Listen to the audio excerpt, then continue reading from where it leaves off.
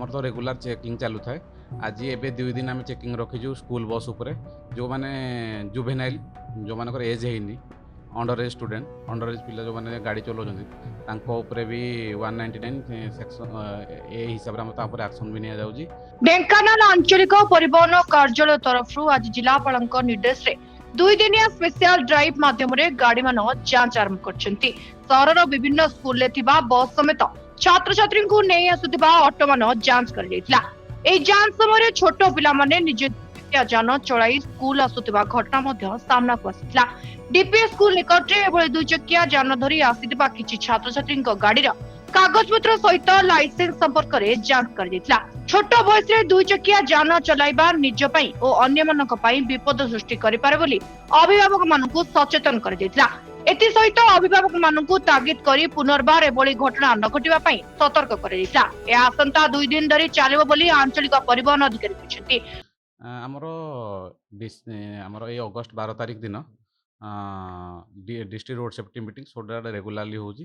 सेटा collector sir किछि accident को कम करबे किछि सब डिपार्टमेंट को किछि किछि काम देइचंती। तेणु हमर तो रेगुलर चेकिंग चालू थाए। आज एबे 2 दिन आम चेकिंग रखीचु स्कूल बस उपरे जो माने जुवेनाइल जो मानकर एज हेनी under as student under as पिला जो माने गाड़ी चलाउछन्ति तांको उपरे भी 199 सेक्शन ए हिसाब रे हम ता ऊपर एक्शन भी निया जाउजी। तेणु 2 दिन आम रखीचु एनफोर्समेंट स्टाफ जाकि विभिन्न स्कूल रो गाड़ी माने तार कागज पत्र भी जांच करूछन्ति। तेणु एटा 2 दिन पर्यंत रखाई तापर हमर अनऑथराइज्ड पार्किंग जो माने जदि एनएच ऊपर कोनोसी गाड़ी अनऑथराइज्ड पार्किंग करि रखुछन्ति ता ऊपर भी एक्शन निया होउची। एभली कि आमे जदि देखिबा प्रीवियस मंथ रे आमे 39 टा वेहिकल को सीज करथिलु जो गाड़ी गुड़ाकर फिटनेस नाही और ता बाद फिटनेस से गाड़ी को सीज करिया परे आमे ता ऊपर एक्शन नेइजु तारकू आरसी सस्पेंशन पई हमरो नोटिस भी इश्यू हेजि से गाड़ी मालिक मानकू। तेणु से भली एक्शन भी निया जाउची। तेणु समस्त को अनुरोध रहिबो जे आमे जदि सड़कर नियम मानि चलिबा आउ घर बाहर हेलमेट पिंधा सीट बेल्ट लगेगा ओवर स्पीड चलेबानी एटा रहिले एक्सीडेंट ऑटोमेटिकली कम हेबो। सर जो टाटा एसी गुड़िक स्कूल लगा है स्कूल नियोजित होइछि से गाड़ी ऊपर भी हमर continuously चलीची।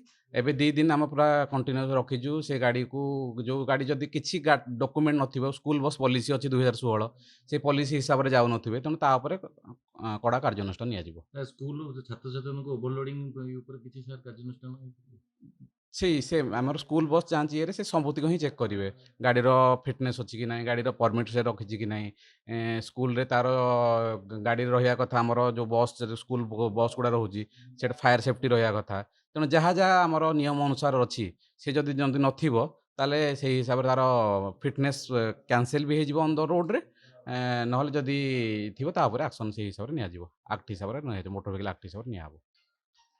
Myself Subramanya Kumar, principle of Delhi public school Dhenkanal. Yes, हम लोग भी काफ़ी कंसर्न है। बच्चे टू व्हीलर्स चलाना ये सब हम मना करते हैं and periodically we keep on giving this what is that circulars cautioning parents and even students also so that they won't what is that use the vehicles. We are concerned about that. रास्ते में देखा गया तो DPS school के बस में थोड़ा जिस हिसाब से सीट वगैरह उससे ओवरलोड गाड़ी आ रहा है, बच्चों को बैठा कर लेकर आ रहा है, उसके बारे में सर कोई जानकारी? Actually, 2 of our buses are they are not in good condition. We are not able to ply them, because of which we are having the shortage of buses.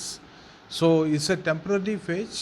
We are working on it, and but of course there is a flexibility of keeping some for 8 to 10 students extra in a bus, and that is also, if it is crossing, we need to address that issue. Definitely we'll be doing that. सार्थक Dutt, आस्टान active Dhenkanal. आज आमर जमी last district road safety committee decide होता तो ता जिलापाल निर्देश क्रमे स्कूल पिला सुरक्षा आम बिना फिटनेस गाड़ी जो चलती तार अनुधान करूँ।